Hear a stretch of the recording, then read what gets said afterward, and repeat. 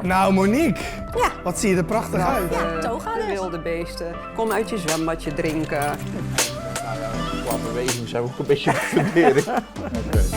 Welkom beste kijkers. Vandaag zijn we te gast bij het Krancafé El Molino in Schoendijken. Daar heb ik natuurlijk weer twee fantastische gasten aan mijn tafel zitten.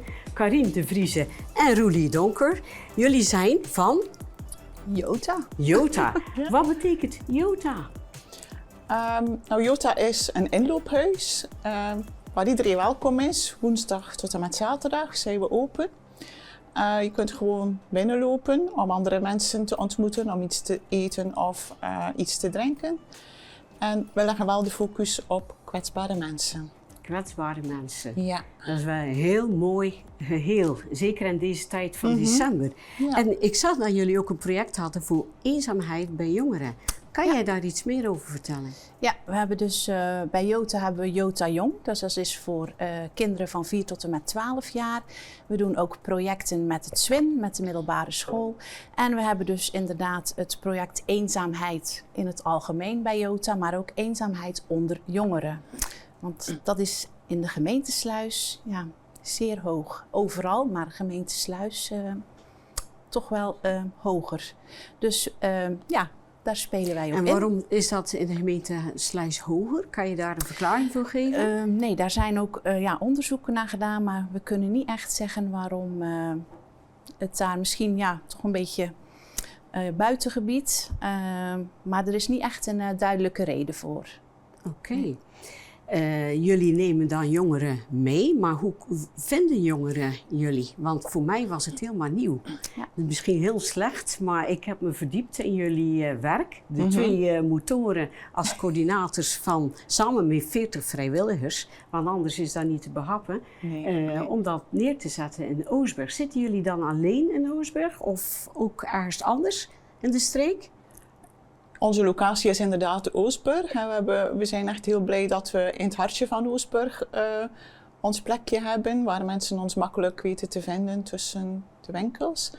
En Jota Jong die heeft ook een locatie in Breskens. Oké. Jota, dat is dus ergens ontstaan. Is het vergelijkbaar met het Leger des Heils? Of... Goh, dat vind ik een lastige. Daar zou ik me dan even in de details moeten verdiepen. Maar Jota is 10 jaar geleden, we hebben in september het 10-jarig bestaan gevierd, is een initiatief van een aantal kerken in de regio West-Zeeuws-Vlaanderen, die eigenlijk vooral dienstbaar wilden zijn aan de samenleving. En zo is Jota ontstaan. En het is nu gewoon uitgegroeid tot een stevige vrijwilligersorganisatie waar inderdaad 40, 45 vrijwilligers hun tijd en hun talenten ter beschikking stellen om mensen te ontvangen. Het is niet makkelijk, denk ik, om alles zo aan te sturen, om alle vrijwilligers in te plannen. Daar komt best wel veel bij kijken, denk ik. Ja, Karin is de coördinator en die kan daar over de vrijwilligers iets over vertellen. Mm-hmm. Nou ja, vrijwilligers die, ik zou niet zeggen dat het een moeilijke taak is. Het is wel heel veelzijdig. Iedereen is anders, elke vrijwilliger is anders. En ik vind het heel belangrijk dat we hun heel erg waarderen, want ze doen het wel elke keer opnieuw. Zomaar hun tijd en hun talenten ter beschikking stellen. En we hebben de inloop, daar hebben we een rooster voor, want anders zou het wel een beetje chaos worden, denk ik. En dan de activiteiten eromheen. Dan moeten we inderdaad per activiteit, per programma hebben. Welke activiteit bijvoorbeeld? We hebben bijvoorbeeld een kookclub voor mensen met geheugenproblemen. We hebben een uitdeelpunt van de voedselbank. We hebben een programma Jota aan tafel, waar dus een aantal kookvrijwilligers om de 14 dagen een maaltijd voorbereiden voor mensen die daar willen gebruik van maken. Dat zijn zomaar een paar voorbeeldjes. Oké, en mensen die dus hier nieuw in ons land komen, worden die dan ook door jullie begeleid? Of werken jullie samen met maatschappelijk werk? Of, Mensen die uit een ander land van herkomst, die zijn zeker welkom bij Jota, want ook dat is een groep waar kwetsbaarheid wel een rol kan spelen. We hebben elke donderdagmiddag conversatieles Nederlands. We hebben ook een team Jota Sociaal die mensen op weg kan helpen met formulieren invullen, op weg helpen naar toeslagen of naar de juiste instanties.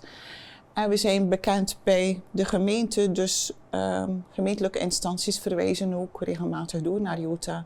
Op die manier weten mensen wel de weg te vinden. Oké, ja, ik neem aan, ik heb jullie gebouw gezien. Ja. Dat moet bekostigd worden. Maar hoe? Vraag ik me af. Want het wordt natuurlijk door vrijwilligers. Wordt dat door een manier van donaties gedaan? Of kan je daar iets meer over vertellen? Ja, Jota is eigenlijk helemaal afhankelijk van subsidie en particuliere donaties. En door de gemeente gesubsidieerd? Onder andere door de gemeente, door het Kansfonds, door de kerken ook die 10 jaar geleden het initiatief genomen hebben. Maar ook gewoon particulieren die Jota gewoon heel erg genegen zijn en die ons regelmatig steunen. Oké. Roelie, jongeren. Ik neem aan, sommige jongeren, ja, die zitten allemaal op hun iPad of gsm. Klopt. Maar ja, dan denk ik van ja, hoe komen die dan echt bij jullie? Je gaf aan, we geven lezingen op het Swing College. Maar heerst er dan geen taboe van ja, jij gaat naar Jota? Of hoe gaat dat in zijn werk? Nou, het is ieder jaar doen wij een project rondom vrijheid. En dan komen dus alle tweede klassen van het middelbaar van het Swin komen naar Jota toe. Dan is er dus een workshop daarover. En ik leg dan ook altijd uit wat Jota is, wat Jota Jong is. En probeer het ook via onze social media's de jongeren binnen te halen. Maar ook hebben we heel goed contact, dat we zelf op het Swin zijn. Maar ook netwerkbijeenkomsten hier in de buurt, waar je toch probeert toch bekend te maken. En wat bij ons ook is de maatschappelijke stage. Oké. Dus jongeren van het Swin moeten in de 3e klas moeten ze een maatschappelijke stage doen. En ja, ze komen heel graag naar Jota. Dus zo op die manieren proberen we en op deze toch... manier komen ze in aanraking bij jullie. Ja, proberen we wel. Ja, en dit is natuurlijk ook een item waar je best wel een breed publiek mee trekt. Of naar jongeren, zeg maar, toch jullie weten te vinden. Ja, ik kan me herinneren, vroeger had je, hoe noemt dat, de kindertelefoon. Hebben jullie ook zoiets of... Nee, dat hebben we niet. Dus, nee, dat weet je nog wel. Maar goed, maar goed, we hebben heel veel contact met de gemeente inderdaad. Dus het kan ook wel eens dat ze door een huisarts doorverwezen worden naar ons. Of van, goh, gaat daar eens kijken wat er allemaal te doen is bij Jota en Jota Jong. Zit er nou verschil? Nou, we gaan even terug in de tijd. 10 jaar geleden zijn jullie gestart. Nou, er is natuurlijk heel veel veranderd op die 10 jaar. Zit er dus verschil nu onder de jongeren buiten nu? Qua omgang met elkaar?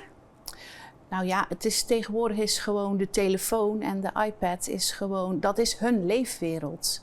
En je merkt wel dat het communiceren is sowieso onderling jongeren, maar met jongeren is gewoon is niet eenvoudig. Dus ik denk dat dat wel een heel groot verschil is van zoveel jaar geleden. Ja. Je ziet dat steeds meer worden, hè? De telefoon, Maar dan kan je ze wel makkelijker bereiken. Als ze via maatschappelijke stage binnenkomen, dan zijn ze die drempel over. Dat bedoel ik eigenlijk. Ja, en dan het liefst alles via een appje of een snapje, maar niet bellen. Nee. Niet persoonlijk contact, alles via zo doen. Van de zomer hadden jullie een heel ander project. Je bestond dus hoeveel? 10 jaar. 10 jaar. Ja. Nou, toen kon ik helaas er niet bij zijn. Vandaar dat we nu eigenlijk het project Eenzaam met Jongeren. Maar jullie hebben vanavond een uitstap met jongeren. Klopt dat? Of? Niet per se met jongeren. We hebben vanavond een seizoensactiviteit en dat doen we elk seizoen. We hebben vanavond een high tea en dan gaan we vervolgens naar de winterwandeling, naar Wintergloed in Brugge.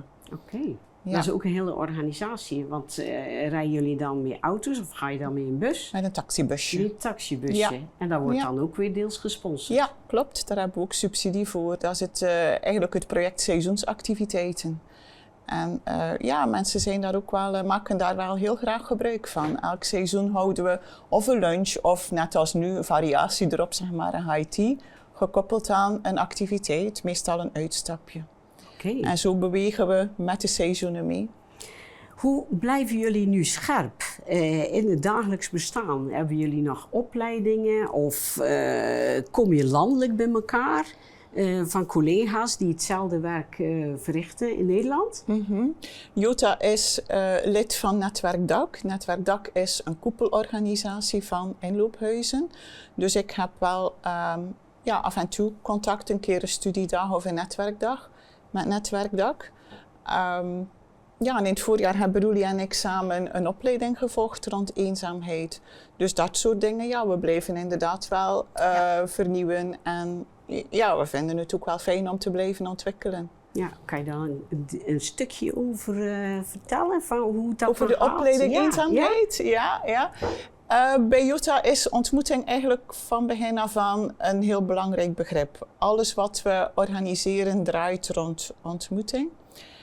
Maar op een gegeven moment kom je er toch achter dat dat niet volledig of dat niet alleen ontmoeting een antwoord is op eenzaamheid. Dus we zijn ons gaan verdiepen, we zijn bij andere organisaties een kijkje gaan nemen.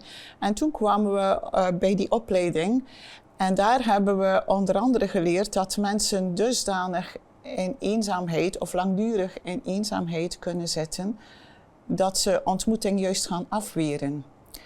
En dat ze heel erg alert zijn op meer negatieve prikkels, zeg maar, van buitenaf. Dat ze zich daardoor gaan afzonderen en dat juist dat kopje koffie, wat bij Jota zo populair is, dat niet meer fijn voelt voor hen. En die mensen hebben professionele hulp nodig. Dus dat was wel een heel mooi inzicht, dat we nu weten van oké, ontmoetingsactiviteiten, heel fijn, maar probeer mensen niet kost wat kost daarbij te krijgen. Als ze niet meer ingaan op de uitnodiging, dan is er meer aan de hand. En dan is er ook meer ondersteuning nodig of een andere soort ondersteuning. Tot slot. Jullie hebben natuurlijk bij de kerst ook een item voor de mensen uit de omgeving. Kan je daar nog iets over vertellen? Ja, we hebben al jaren tweede kerst hebben een kerstdiner. Dus een groep vrijwilligers kookt dan en mensen kunnen daarop inschrijven. En ik zag op de lijst vandaag dat er echt al een behoorlijke lijst weer met inschrijvingen is. We zijn dan vanaf 4 uur open. De mensen kunnen dan binnenlopen, een hapje en een drankje, pianomuziek of nog een spelletje spelen. En om 6 uur gaan we dan met z'n allen aan tafel voor het kerstdiner. Wat mooi. Nou, ik wil jullie zeker hartelijk bedanken voor dit mooie gesprek en meer duidelijkheid over Jota. En ik hoop dat onze kijkers hier ook van hebben genoten. En mocht je een verbinding zoeken, dan weet ik zeker dat ik bij Jota op de juiste plek ben.